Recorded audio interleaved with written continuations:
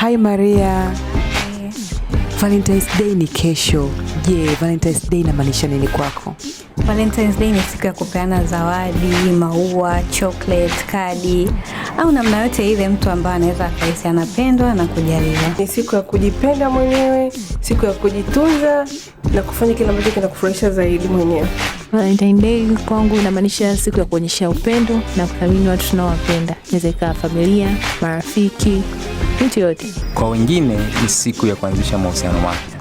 Ila kwangu mimi ni siku ya kuonyesha upendo kwa mwenza wangu. Ni siku ya kuonyesha kwamba sisi kama binadamu tuna haki ya kupendwa na kupenda watu wengine.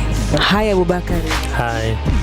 Valentine's Day inamaanisha nini kwako? Valentine's Day ni siku ya kuonyesha upendo na kuthamini marafiki zako. Valentine's Day kwangu inamaanisha ni siku ya kuonyesha upendo, sio tu kwa wapenzi bali hata kwa wenye uhitaji. Valentine's Day kwangu naweza nikasema ni siku ya kukiri kwamba kama mapenzi yangekuwa ni ardhi, basi ningeimiliki dunia hii yote na hati yake. Then ni wape watu notice ya kuondoka. Then nimpe mume wangu kama kazawadi kadogo tu ka upendo.